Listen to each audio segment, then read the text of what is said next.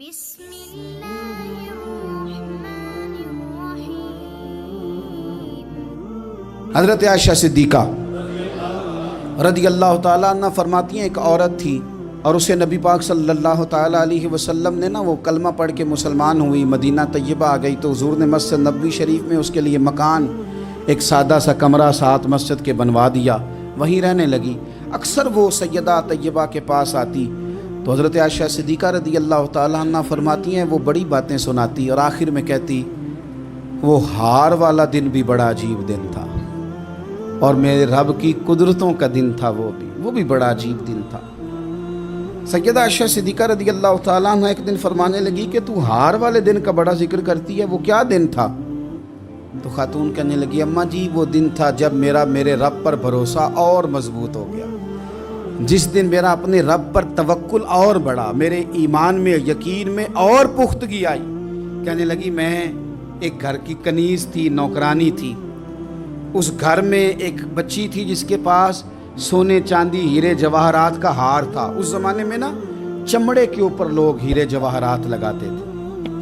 کئی دفعہ سرخ رنگ کے چمڑے پہ لگائے جاتے تھے، وہ بچی پہنتی تھی تو کہتی ہوں بچی کے اس نے اتار کے رکھا یا اس سے گرا وہ ہار تو چیل اسے اٹھا کے لے گئی گوشت سمجھ کے اور میرے سامنے اٹھا کے لے گئی۔ گھر والوں نے مجھ سے پوچھا، یہ بخاری میں موجود ہے، گھر والوں نے پوچھا مجھ سے کہ وہ ہار کہاں ہے تو میں نے کہا چیل اٹھا کے لے گئی۔ گھر میں کچھ چوری ہو جائے تو سب سے پہلا الزام کس پہ لگتا ہے؟ ملازمین پہ۔ کہتے انہوں نے مجھے بڑا مارا، بڑی تکلیف تھی، حتیٰ کہ میری شرمگاہ تک کی تلاشی، میری عزت اتنی خراب کی میں بتا نہیں سکتی۔ میں نے اپنی زندگی میں ایک واقعہ دیکھا، ایک امیر گھر میں چوری ہو گئی، ملازم کو اتنا مارا کہ وہ چارپائی پہ پڑ گیا، پولیس والوں سے اتنی مار پڑوائی گئی کہ وہ بیچارہ چارپائی پہ پڑ گیا اور پھر وہ اتنا بیمار ہوا اور کچھ دنوں کے بعد پتہ چل گیا کہ چور تو اپنا بیٹا ہے ان کا، پھر اس کا انتقال ہو گیا۔ اب وہ سیٹھ صاحب اور گھر والے آ کے مرنے والے کے کان میں معافی مانگ رہے ہیں، کان میں۔ تو میں نے ان سے پھر کہا تھا کہ یہ تو اب چلا گیا ہے، تمہارا زور چلتا تھا نا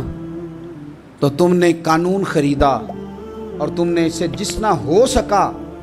تم نے اسے مار پڑوائی، تمہارے پاس جو عدالتیں تھیں تم نے وہاں کارروائی کی، اب ایک عدالت قیامت کے دن لگے گی۔ یہ کمزور تھا نا، کچھ کر نہیں سکا۔ میرے نبی پاک صلی اللہ علیہ وسلم نے فرمایا سن لو، اگر سینگ والی بکری نے بغیر سینگ والی بکری کو تکلیف دی ہوگی نا تو قیامت کے دن اسے بھی بدلہ دینا پڑے گا کہ تیرے پاس سینگ تھے اور تو نے اسے مارا تھا۔ وہ خاتون عرض کرتی ہے سیدہ عائشہ کی خدمت میں کہ مجھے بڑا مارا، مجھے تکلیف دی، میں کہہ رہی تھی کہ میرے سامنے چیل لے گئی ہے پر وہ نہیں مان رہے تھے، اماں جی انہوں نے مجھے بڑا مارا۔ حضرت عائشہ صدیقہ کہتی ہیں پھر کیا ہوا؟ کہنے لگی اماں جی جب کوئی میرا مددگار نہ رہا،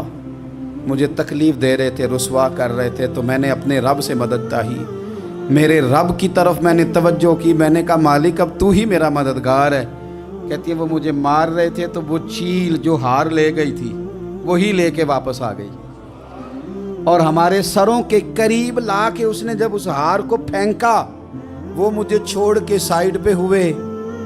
وہ میری بے گناہی جان گئے، لیکن آپ کو بتاؤں اس دن سے میرا اپنے رب پر یقین اور بڑھ گیا۔ مجھے سمجھ آ گئی کہ جب انسان پورا ٹوٹ جاتا ہے اور جب کوئی چاروں جانب اس کا مددگار نہیں ہوتا تو رب تو ہوتا ہے نا، اللہ تو اس کا مددگار ہوتا ہے نا، وہ تو پھر اپنے اس بندے کی مدد کرتا ہے نا، پھر وہ تو توانائی دیتا ہے نا، وہ تنہا نہیں چھوڑتا، وہ تو آنسوؤں والوں کے آنسوؤں پہ بڑا کرم فرماتا ہے، وہ تو قسم پرسی میں آ جاتا ہے، اس کی رحمت بڑھ کے استقبال کر لیتی ہے۔